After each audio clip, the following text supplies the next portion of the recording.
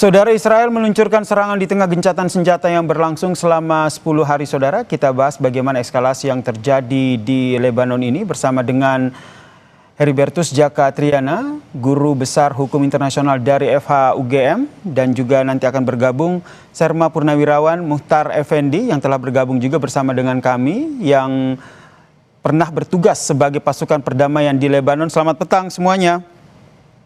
Selamat petang, Mas Tiar. Saya ke Mas Jaka dulu. Mas Jaka, Anda melihatnya seperti apa nampaknya gencatan senjata antara Israel dan juga Lebanon selama 10 hari ini sia-sia begitu karena Israel tetap melakukan serangan ke Lebanon?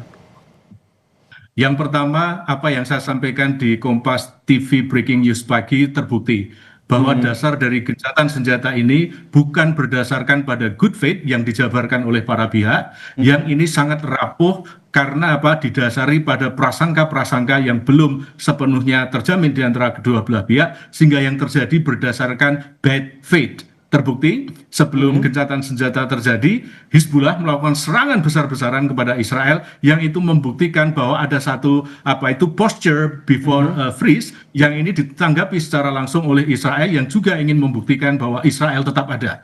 Jadi sekali lagi yang menjadi korban itu adalah dari sisi politik, bagaimana prakondisi pertemuan bilateral antara Amerika dengan Iran pasti terganggu. Satu. Lalu yang kedua adalah nasib dari penduduk sipil yang harus dilindungi dalam keadaan apapun. Dalam konteks ini, prinsip pembedaan saya kira menjadi tidak jelas. Kenapa? Karena para pihak melakukan serangan membabi buta yang berdampak langsung kepada penduduk sipil yang ini mengalami apa yang disebut sebagai unnecessary sufferings dan unnecessary damage yang bertentangan dengan kaidah-kaidah kepentingan militer. Yang ketiga, saya kira saat sekarang bagaimana UNIFIL betul-betul harus direposisikan kembali terkait dengan mandat, terkait dengan substansi kinerjanya yang saya kira harus dilengkapi dengan safeguard dan juga langkah-langkah untuk melindungi diri dari kemungkinan terjadinya kontak senjata. Oke, dengan kata lain berarti ke depannya ataupun nantinya akan ada gencatan senjata lagi, negosiasi lagi antara Israel dan juga Lebanon ini akan sia-sia jika Hizbullah tidak dilebatkan. Bisa disimpulkan sederhana seperti itu, Prof? Pasti. Kenapa? Karena pihak yang bertikai faktual itu adalah non-state armed groups, yaitu Hizbullah dengan Israel. Dalam perjanjian gencatan senjata yang terjadi itu kan terjadi antara Israel dengan Lebanon, dan kita lihat bahwa levelingnya itu adalah negara dengan negara, tetapi faktual di lapangan itu adalah negara dengan non-state armed groups yaitu Hizbullah, di mana saat sekarang kita lihat juga pengaruh Hizbullah terkait dengan kedudukannya dalam sistem negara Lebanon itu kan juga menjadi sebuah pertanyaan besar negara dalam negara. Sehingga ini terjadi satu distrust internal antara Lebanon dengan Hizbullah yang menjadi satu kunci keberhasilan pelaksanaan gencatan senjata yang diprakarsai oleh Donald Trump. Saya ke Mas Effendi dulu. Anda juga pernah bertugas di Lebanon begitu ya sebagai pasukan perdamaian UNIFIL begitu. Anda melihatnya seperti apa? Bagaimana akhirnya UNIFIL ini bisa berada di posisi yang aman begitu seperti yang tadi disampaikan oleh Prof Jaka. Ini UNIFIL harus direposisikan begitu dengan dipersenjatai dengan peralatan-peralatan keamanan. Baik, selamat sore semuanya. Menurut pendapat saya, selama pihak-pihak yang bertikai yaitu Israel dengan Lebanon dalam hal ini Hizbullah tidak memahami dan tidak mengusung kepentingan daripada masyarakat Lebanon sendiri, dan mereka juga tidak mematuhi apa yang sudah ditetapkan dalam poin gencatan senjata, ini pertikaian akan selalu terjadi. Pertikaian akan selalu terjadi. Apalagi historis dari kedua belah pihak ini kan kalau dibilang sama-sama mempunyai memendam dendam yang begitu akut ya, antara keduanya sejak resolusi PBB tahun 2006 ditetapkan saja, tetap mereka melakukan aktivitas-aktivitas yang mengganggu perdamaian yang sudah ditetapkan oleh PBB. Reposisi daripada kontingen UNIFIL yang ada di Lebanon Selatan memang sudah sangat perlu untuk dievaluasi oleh PBB. Karena ini menyangkut dari keamanan dan keselamatan kontingen itu sendiri.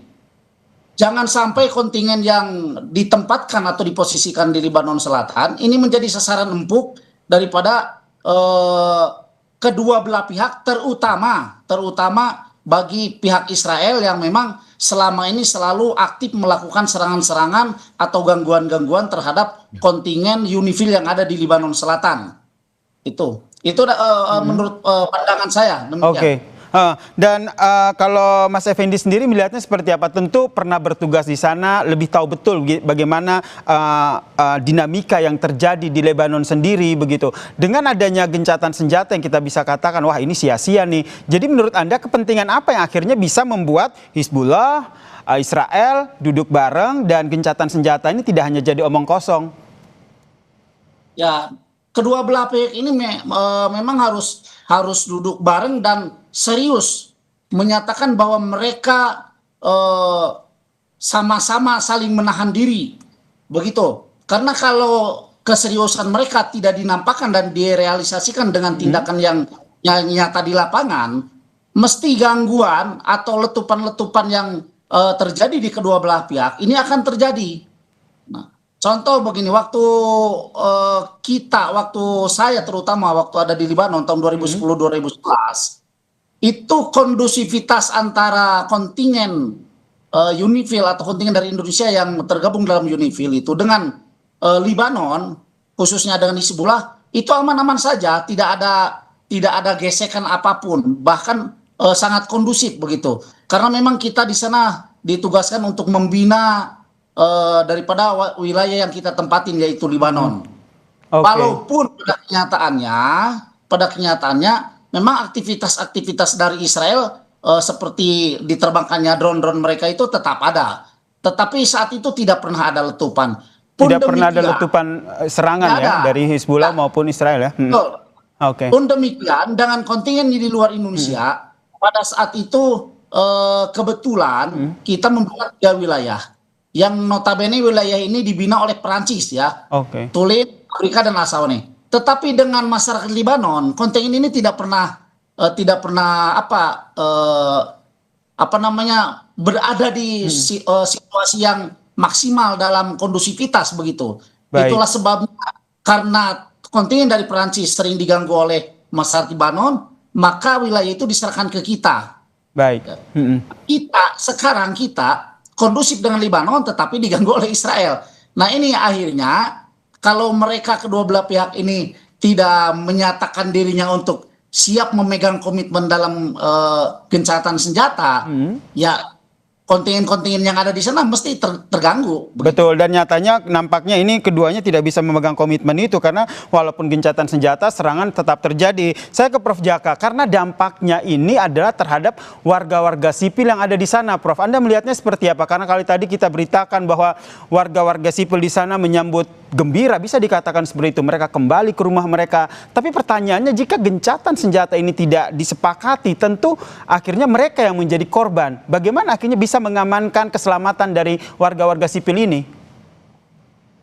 Pertama, memang yang namanya situasi di Lebanon saat sekarang itu ibaratnya, mohon maaf, dalam situasi damai ini ada wasitnya, ada aturan bertandingnya tapi nggak ada wasitnya, kira-kira begitu. Wasitnya ada, yaitu UNIFIL, tetapi saat sekarang memang sudah saatnya kita mengadvokasi yang namanya creeping mandate atau mandat yang bertambah. Kenapa? Karena situasi di lapangan itu mengharuskan dan menentukan untuk dilengkapi dengan tindakan enforcement yang terukur untuk menjaga kondisivitas situasi di Lebanon. Saya kira di level taktis, Pak Muhtar Effendi sudah menjelaskan, beliau ada di sana, tidak terjadi masalah di level taktis, tapi saat sekarang bagaimana level taktis ini dapat dikomunikasikan di level operasional, komandan-komandannya, troop contributing countries, dan bagaimana di PBB saat sekarang itu ada satu yang disebut sebagai level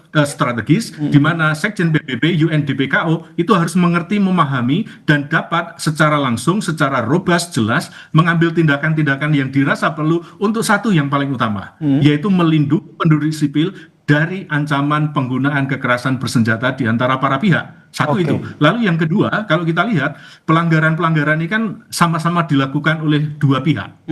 Yang saya kira ini menjadi satu disobedience dalam kerangka hukum humaniter internasional yang berlaku di antara mereka, yang saya kira sudah saatnya sekali lagi para pihak, itu betul Pak Mukhtar Effendi menahan diri, tetapi yang paling penting saat sekarang adalah peran pihak ketiga yang betul-betul secara nyata mampu memisahkan mereka, yaitu UNIFIL. Oke, saya mau masuk ke peran dari pihak ketiga ini, karena kalau kita lihat negosiasi kemarin yang berakhir pada gencatan senjata 10 hari ini kan dimediasi oleh Amerika Serikat, begitu Israel dan juga Lebanon. Anda melihat peran Amerika Serikat ini sampai sejauh mana dalam negosiasi ini?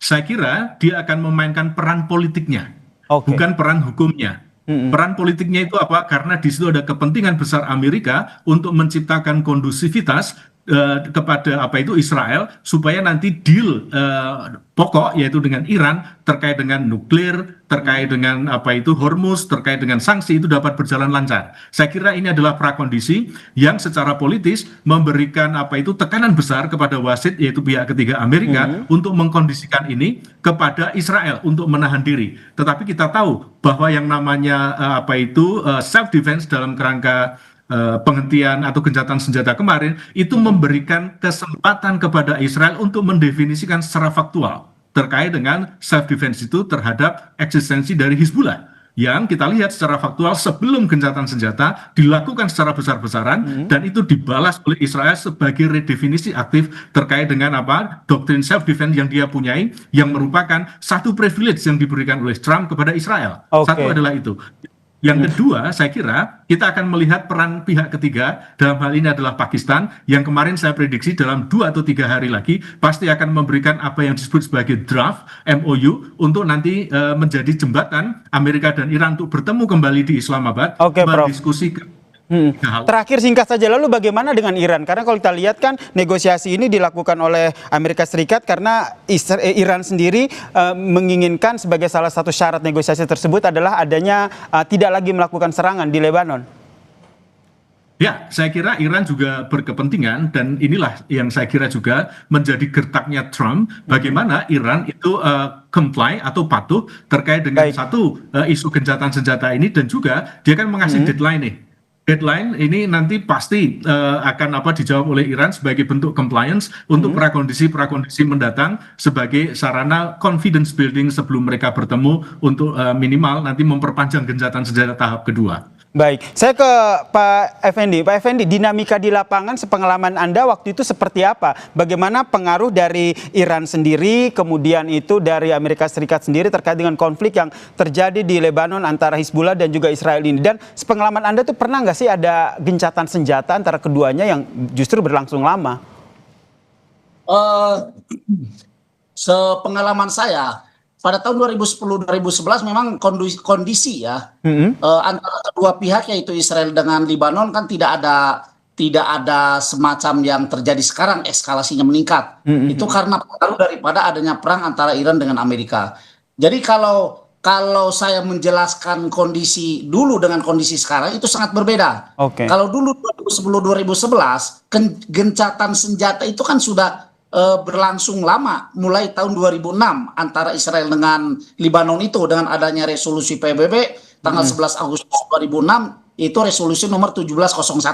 Nah, itu diberlakukannya gencatan senjata, sehingga sampai terjadinya kemarin peristiwa penembakan markas Indonesia di UNIFIL oleh markapanya Israel. Itulah titik tolak terjadinya titik rawanan yang terjadi dengan UNIFIL, apalagi ditambah dengan adanya perang antara Iran dengan Amerika. Itulah yang memperparah kondisi sekarang di Lebanon, karena di satu sisi Hizbullah ini juga disebut sebagai proksinya dari Iran, kalau tidak salah seperti itu ya. Jadi itu. Baik, yang jelas kita berharap ini gencatan senjata yang nampaknya diingkari oleh kedua belah pihak ini tidak berdampak pada hilangnya nyawa, terutama warga sipil ya. Ini harapan kita bersama. Terima kasih Prof. Jaka, Guru Besar Hukum Internasional dari FHUGM, dan juga Serma Purnawirawan Mukhtar Effendi.